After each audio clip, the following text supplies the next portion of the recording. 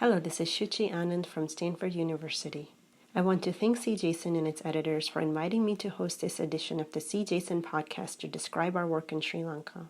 This work is published in the article titled Prospective Biopsy-Based Study of Chronic Kidney Disease of Unknown Etiology in Sri Lanka. As many listeners may know, Sri Lanka is experiencing high rates of an unusual kidney disease. This disease, known as CKDU, or chronic kidney disease of unknown etiology, is affecting young to middle-aged persons living and working in its relatively dry regions. We have little data to inform estimates for its incidence, but prevalence estimates indicate that 10 to 15% of the adult population in the endemic regions is affected.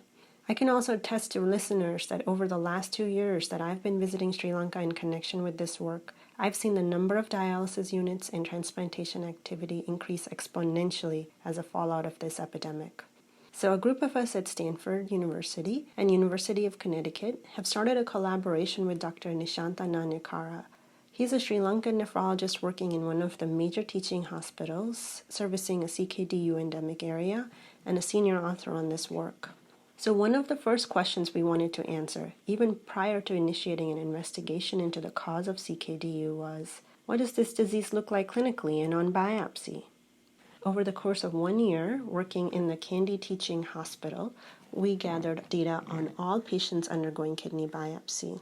A total of 87 patients underwent successful biopsy, although 120 of the 600 new patients seen that year were recommended for biopsy.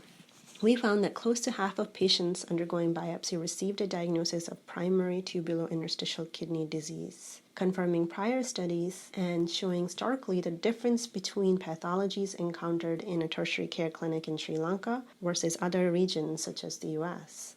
Importantly, we also found that 12% of patients with CKDU had intense acute inflammatory regions in their tubules, potentially indicating some recent exposure. We evaluated an extensive range of self-reported exposures and found farm work, well water use, and tobacco use as being nearly twice as common in patients with tubular interstitial kidney disease compared with patients with other biopsy-proven kidney diseases such as IgA nephropathy.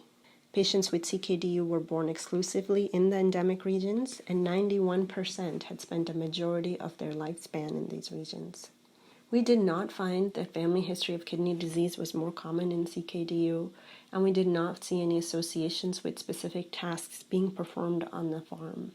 3 clinical features: age between 35 and 60 years, a urine dipstick negative for protein, and a normal serum albumin could reasonably, non-invasively predict probable CKDU. Based on these findings, we're planning further investigative studies that recruit patients using a clinical case definition, and we're planning to hone in on the environment of patients at risk for CKDU. Dr. Nanyakara has an ongoing hospital-based surveillance study to investigate exposures of patients presenting with acute kidney injury in the endemic areas. Thank you for listening. I hope this gives you a better context for our work. This podcast is copyrighted by the American Society of Nephrology, all rights reserved. All content in this podcast is for informational purposes only and is not intended to be medical advice. This podcast should not be used in a medical emergency or for the diagnosis or treatment of any medical condition.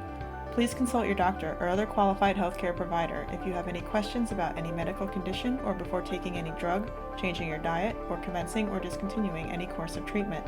Thank you for listening to this podcast of the American Society of Nephrology.